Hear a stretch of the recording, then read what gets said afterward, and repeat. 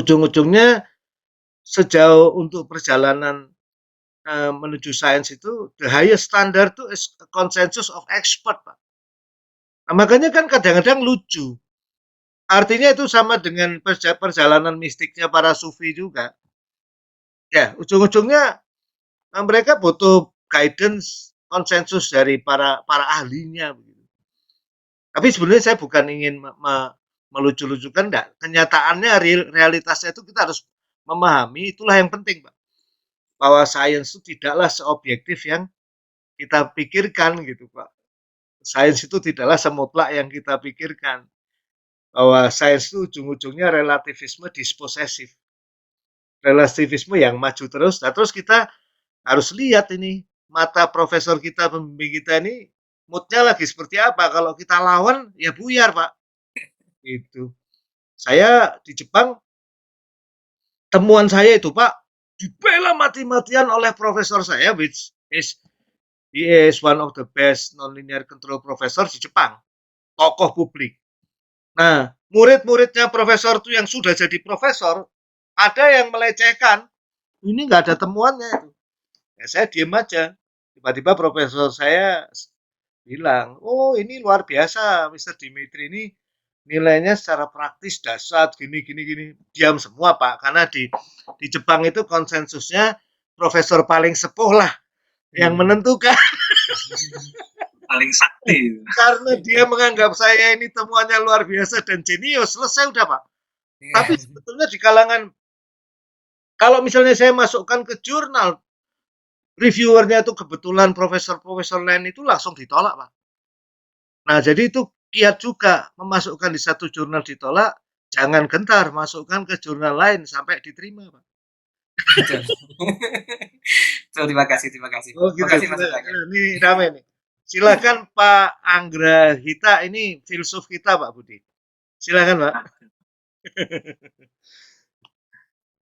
Ya, baik, terima kasih kesempatannya yang bertanya. Perkenalkan, nama saya Anggrahita Smita, bisa dipanggil Angga atau Bayu. Ya, jadi gini, pertanyaan sebetulnya adalah bisakah kita memberangkatkan sebuah hipotesis yang diuji secara induktif itu dari kenyataan yang sifatnya itu negasi, begitu, sifatnya itu negasi, dan kemudian semua usaha untuk verifikasinya itu dibuat untuk memverifikasi negasi tersebut. Nah, kalau realnya itu sebetulnya gini, mungkin kalau ini mungkin agak kontroversial ya.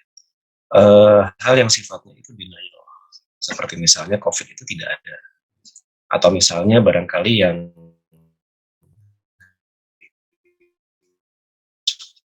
lazim terjadi di kajian lingkungan itu adalah misalnya perubahan iklim atau global warming itu tidak ada. Ya, catatan iklim bahwa yang namanya perubahan global warming itu bukan aktivitas manusia begitu, tapi memang siklus yang sifatnya itu namanya, jadi ada simpulan alternatif bahwa global warming itu hadir bukan karena perilaku manusia, tapi karena siklus meteorologis yang mengarah ke sana. Jadi siklus alami seperti itu. Terus apa lagi ya? Saya kira banyak ya kasus-kasusnya kalau misalnya diusur. Jadi intinya adalah apakah yang namanya induksi atau yang namanya proses verifikasi saintifik itu bisa dimulai dari sebuah pernyataan yang sifatnya negasi atau apa yang denial seperti itu. Itu sebenarnya pertanyaan saya. Baik. Itu pertanyaan. Terima kasih Pak Anggrahita. Mungkin saya jawab dulu ya, Pak. Suaranya jelas Bapak Ibu ya? Jelas Pak. Oke. Jelas Pak. Baik. Jadi tadi pertanyaan Pak Anggrahita, bagaimana jika hipotesis itu formulasinya itu bentuknya denial gitu ya? Itu gimana itu? Apakah bisa seperti itu gitu? Bentuk induksinya seperti apa? Nah, nanti sebenarnya kita di berikutnya kan akan membahas falsifikasi ya. Tapi nanti konteksnya agak beda gitu. bukan beda ya, nyambung gitu ya. Nah, yang disebut sebagai denial, misalkan COVID itu sebenarnya tidak ada gitu ya, itu mau kita buktikan, atau global warming itu tidak ada, mau kita buktikan gitu ya.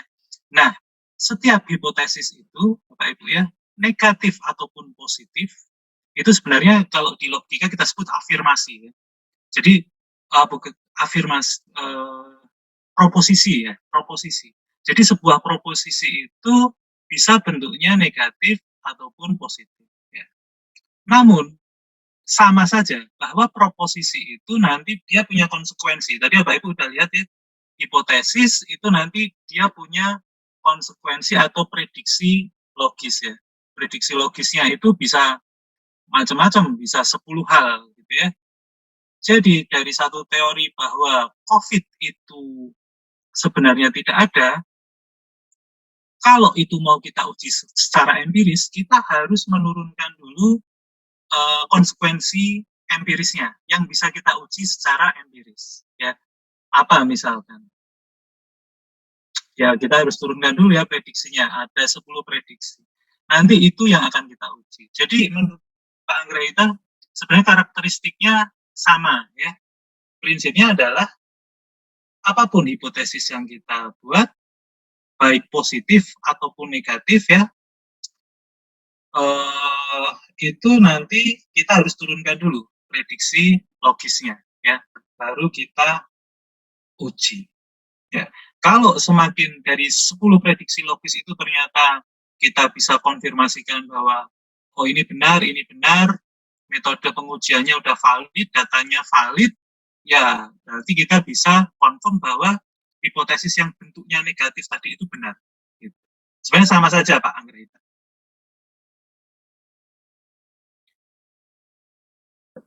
Baik, mungkin saya lanjut dulu Bapak Ibu ya. Oke Pak Budi, makasih sekali Pak Anggra. Nanti saya rasa di penjelasan Mas Budi berikutnya ini akan lebih clear ya. Memang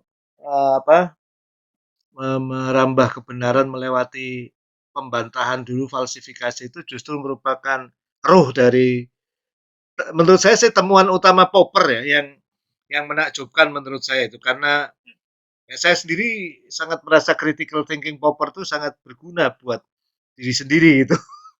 Karena apapun kebenaran yang kita yakini itu ya setiap hari kita kritisi lagi ya, kita bantah lagi, kita coba uji lagi, sehingga melaluinya kebenaran-kebenaran yang hipotesa yang kita kita pegang itu menjadi lebih kokoh.